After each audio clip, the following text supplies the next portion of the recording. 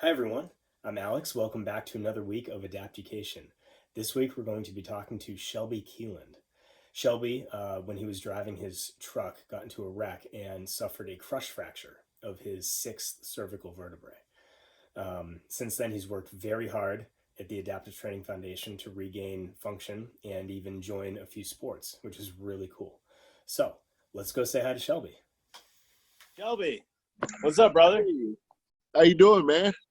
Good, bro. Good. Thanks for joining us today. So why don't you tell the world a little bit about who you are and any of your story that you want to share? Yeah, absolutely. My name's Shelby Blake Keelan. I'm 28 years old. I was born here in Denton, Texas. Grew up in the colony and went truck driving when I was 21 years old. And I fell asleep 5 years later, headed to California, and luckily still survived, but broke my neck. I'm a C6 quadriplegic. So meaning I have very little function of triceps. My feeling stops from here. So as you see, I'm in my rugby chair, and I'm strapped in, and it gives me a good balance. So I'm able to do more activities and not have to worry about falling out of a chair. But Nice. that's it. I'm pretty much a quadriplegic, impairment in all four limbs, and that's me. All right, man. So tell us about rugby a little bit, man. Yeah, when did you start that? How'd you get involved? Well, I got involved. I went to Tier Memorial Herman. It's number 2 spinal cord in the nation down there in Houston. And they showed me a documentary. It's called Murder Ball. It was made, I believe, back in the early 2000s. And it was a great story. It was a great way to have people one-on-one that are in the same position tell you that, hey, man, life's not over. If you like hitting, if you like competition, it's an awesome sport, awesome way to get out and forget about all your sorrows and kind of get at it. Heck yeah, man. Heck yeah. So what do you do with your hands there? I do a lot of different things. The first thing I'll do before I go into this chair, just because they're made really strong, they're like Mad Max kind of chairs. So I'll pre-wrap. It's kind of like if you play football or sports, you pre-wrap, and then I'll tape my hand, and then I'll put on my own glove. That took some time, so don't get discouraged if you are a spinal cord patient and you can't put on your glove by yourself. The first year and a half, my wife always did it. Now I can do it with my teeth. It just takes time. Sweet.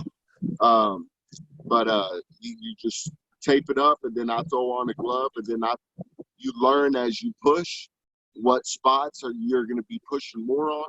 So you just tape those spots up real good, and it gives me a little open grip so I can hold the ball like that and be able to maybe throw it to my next teammate or what have you. So yeah, it helps a lot because I don't have finger function to be able to have a grip of sorts. So yeah, all right, man. So what do you got for us today? What do you want to show us? Some of your favorite things to do at home. What I usually warm up with is this 12-pound medicine ball down here. I put it in there with the kettlebell. Usually today I'm just going to leave this. And then this is an official wheelchair rugby ball. Oh, yeah. And then you always got to have that, man, so you can get familiar with the right type of equipment. And usually how I get started is just by this. So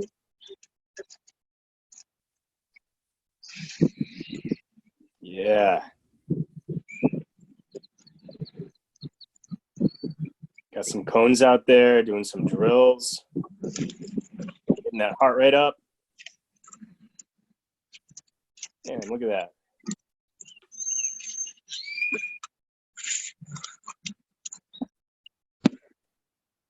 Oh, shit, getting fancy. There we go. Dude, that was great, man. I love that bounce. Talk to me about that belt you're wearing up high. What does that belt help you do? They have a seat belt that always goes in a wheelchair rugby. chair. But this belt for me, since I don't have trunk control, I put it up Mm-hmm. here. It holds me back where I'm able to actually look up while I'm pushing. Mm-hmm. Before, my head was in my lap, trying to push, but I can't really focus at the same time. So it's most definitely for trunk control for me. What I use, it's actually a weight belt. So if you ever, I used to do powerlifting. It's like a weight training belt. And yeah, I just turn it backwards and strap it in as tight as possible. Just to Perfect. hold that stuff. Good, man. Yep. That's great. Good versatile function. So, Yes, sir. all right, what else are you going to show us? What else do you want to inspire people to do? Yeah, I have 2 more workouts I really wanted to show you. So I'm just going to give a little demonstration with my little brother of what I do on every other day, just to try to get my strength up, pass, and being able to be productive while on the court. Now, these are never really long passes for me because I have less function and it's a little bit difficult to push out for me. But always give it your best, and you always start somewhere, so don't get discouraged. Nice. I really like those. That's good. It's going to be really good for building up the chest, the shoulders. You got to kind of catch it and decelerate it on the way back in.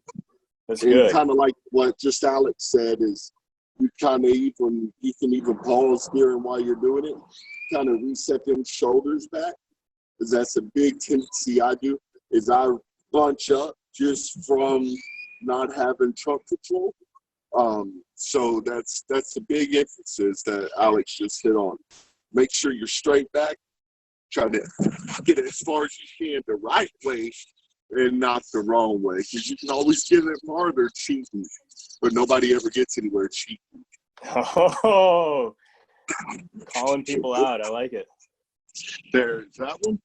And I That's also good, man. have another one, guys. And it's just a normal kettlebell. I have a 10 and a 15 pound.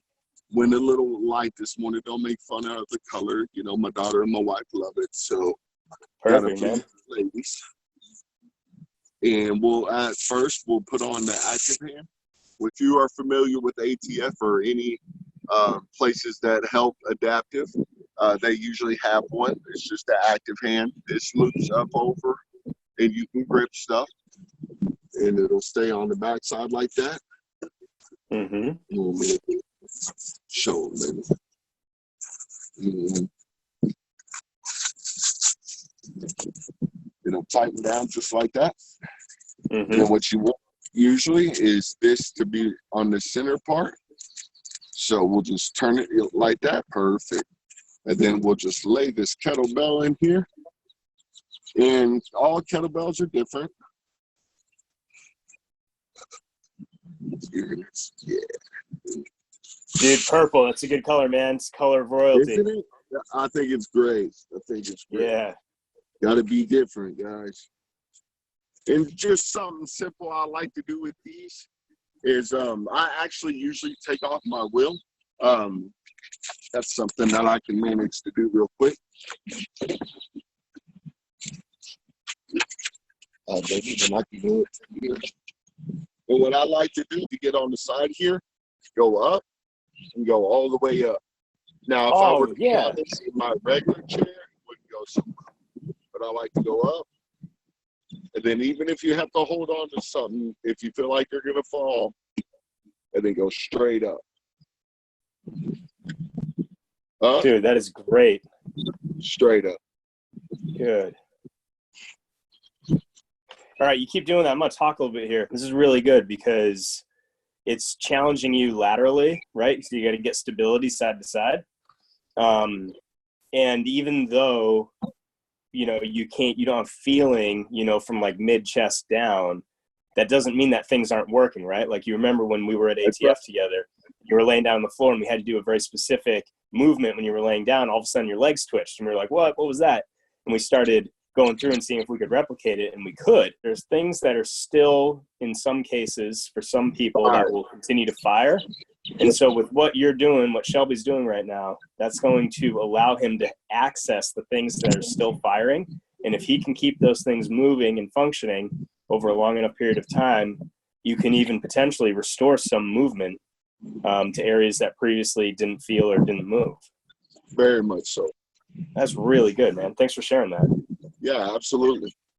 Just don't want anyone in this position to get discouraged, because I was the guy that took pride in the weight room, and they all say, "Oh, you slammed the weight down, want to look pretty. Oh, I'm so strong." But I'll show you today. It's not about the strength. It's just about getting the job done. Always getting better every day. So I use a 2-pound weight, and yes, it is a 2-pound weight. I will strap this in, get the elbow in, and push up, no matter what the weight is.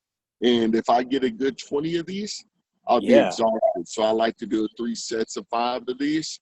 So for anybody out there, even something as light as this, if you do enough repetition and you do it properly, you can always make a difference.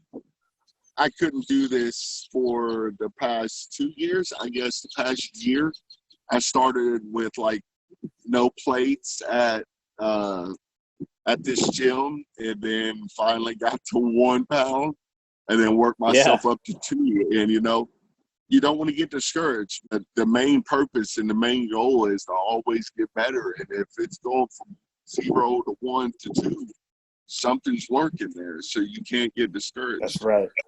Dude, so true. I'm so glad you said that. Progression is progression. That's it. Thanks for joining us today.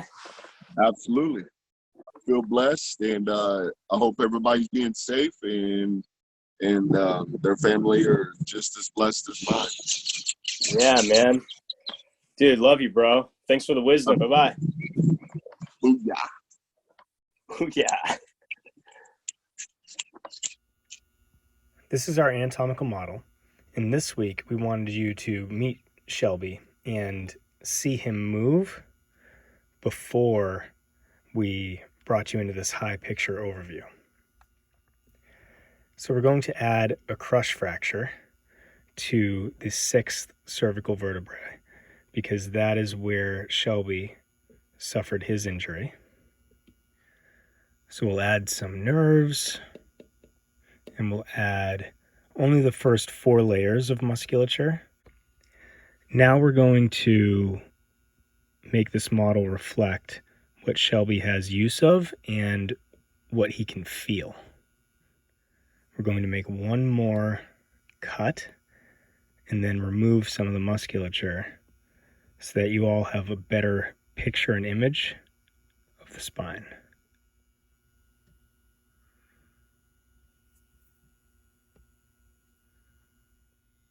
Now, this might be a novel view for some of us, but this is where the spinal cord actually lives, just behind the vertebral bodies. And we can see Shelby's injury right here. And for some spinal cord injuries, not all, but for some, what is actually causing the paralysis, the loss of function, the loss of feeling, is fluid and inflammation buildup in this area at the site of injury, which constricts the spinal cord itself and the subsequent nerves, which reduces blood flow. Nerves need blood flow, and also reduces their ability to transmit signals. And that's why Shelby can't really use or feel anything below his chest. But what we do see here are these very large nerves coming out of the spinal cord, and these form the brachial plexus. Now, these larger nerves are very well protected. You can see right here the first thoracic vertebrae, as well as the first rib and the collarbone.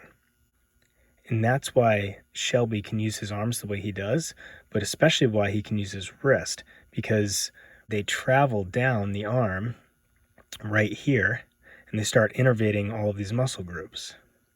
So when Shelby was talking about how he uses his hands, how he grips the ball, how he puts on his gloves, right? We're going to highlight just one muscle here. There are more involved, but this one specifically. and we're going to get to see how that's used. So we can see in this diagram how that muscle is flexing the wrist. Flexion initiates this motion at these tendons, and how those tendons are going to follow the motion through. We're not getting it in this image, but that would allow the fingers to close as the wrist comes into flexion. And that's how Shelby grips things. So we hope you've enjoyed your time with us today and meeting Shelby, and we hope to see you all again next week.